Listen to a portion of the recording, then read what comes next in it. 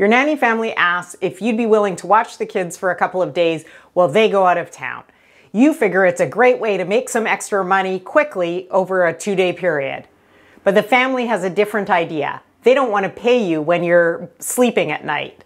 So what's a fair rate in these situations? Let's go over 3 examples of how you can charge for overnight stays. If we haven't met before, I'm Michelle Kelsey, founder of The Nanny Solution by Nannies on Call. Each week, I bring you tips to educate and inspire you to get better jobs, make more money, and become respected within the industry. Let's just get one thing out of the way to start. I'm not talking about night nannies, newborn care specialists, doulas, people who stay overnight when there's a newborn baby. That's a completely different situation. What we're talking about here are families who hire you, whether they're going out of town, have work engagements, have other responsibilities. That is what I'm talking about. When they hire you for 24, 48, a week, whatever it is, these are the situations we're talking about. So I have 3 examples to help you out. A couple of things to keep in mind before we get started. Each situation is so different. The families, the age of the children, what you're going to be responsible for. Are you working on a Saturday, Sunday, or are you working on a weekday when the kids go off to school? Are the children really young and you're going to be getting up all night, or do they sleep through the entire night? These are all things that you want to consider when you're setting your overnight or 24-hour care rate.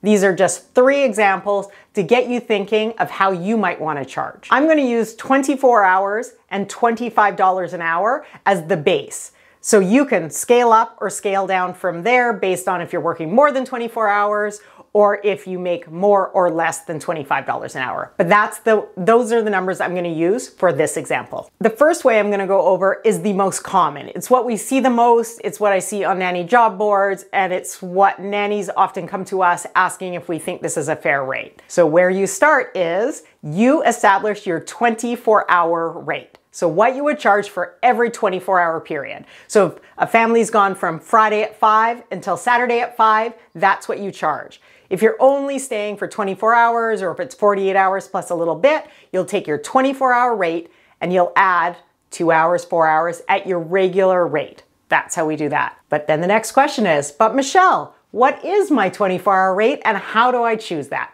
That's a great question. Let's go over that. For this one, I'm going to have to put on my glasses because I have to read the rates, and I'll put them up on the screen as well. Here's how it breaks out. 7 a.m. to 11 p.m., which is 16 hours, it's $25 an hour. That adds up to $400 for your day rate. And we chose 7 a.m. to 11 p.m.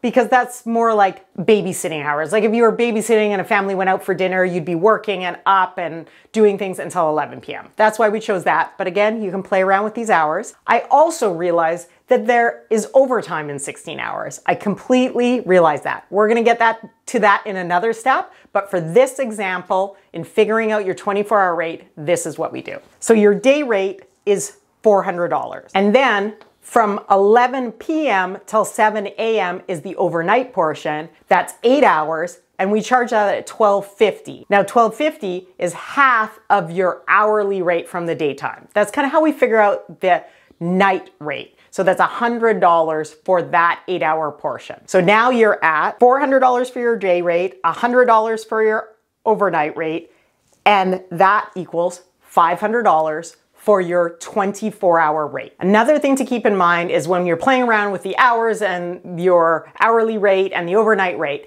you want to make sure when you get to the end number, so 500 in this case for 24 hours, you want to make sure that if you divide 500 by 24, it is more than minimum wage. Okay?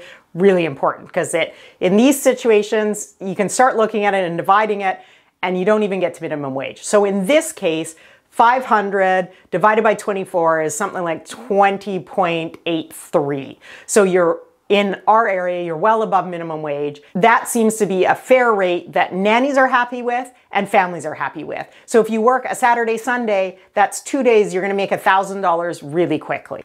We found in the past that both nannies and families are happy with the way that this breaks out. The second way you can charge, and the easiest way to think about it, it doesn't take into account hours here, hours there, before, after your 24 hours, any of that, your flat hourly rate through the entire time. So if a family's gone for 24 hours and you charge $25 an hour, that's $600.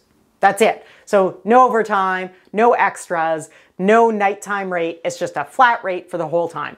This also works out well. In this case, it's $100 more than the first example, which was $500. It really comes down to which option you're more comfortable with. And if it's 24 hours or it's a week, it might make a difference as well. On to example number 3, and clearly the most complicated. So I'm really going to need my glasses for this one. Example number 3 is, this way you charge your daily rate including overtime. So if you work 7 a.m. till, let's say, the kids go to bed at 9 p.m., you're going to charge your $25 an hour rate, and then you're going to start adding in overtime until the children go to bed. So it looks like this. 7 a.m. to 3 p.m. is 8 hours, so you'll charge $200 for that.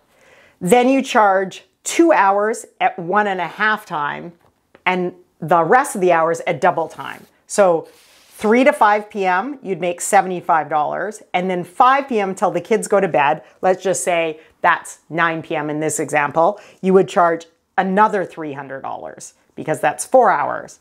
And then you would charge a flat rate of $125 overnight, because using the example we used at the very beginning, if we take $25 an hour and we cut it in half, that's $12.50. If that's your overnight rate, then that would be, we have, I think in this example, we have the kids going to bed at 10 and waking up at 7 a.m. So that would be 10 hours at $125 a night. Again, super confusing. I'll put it all in a table on the screen. For a 24-hour period, you'll make $725. Which is the most expensive out of all 3 of the options, or you make the most money out of all 3 of the options. The hardest part is this really adds up for families.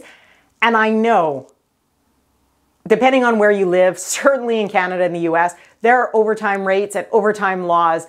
And when you're working 24, 48 hours or a week because the parents are out of town on vacation, you should be charging overtime. You don't get a break, you don't get a rest. Legally, it is overtime. There is no family that is going to pay that. It just adds up and double and double and double. Anything after the first 8 hours is just going to be double the rest of the time. So they can't afford it. So they see the overnight, although you can't leave, as a bit of downtime, and that is your chance to rest and recharge. Like I said in the beginning, these are just 3 examples, and you have to take into consideration everything you're doing. If you're getting up in the middle of the night, you're not going to want to charge half your rate. If you're working on a weekend, you might charge more because the kids are home all day instead of going to school. There are so many things to consider when taking the overnight position. We just wanted to give you 3 examples of different ways you could charge.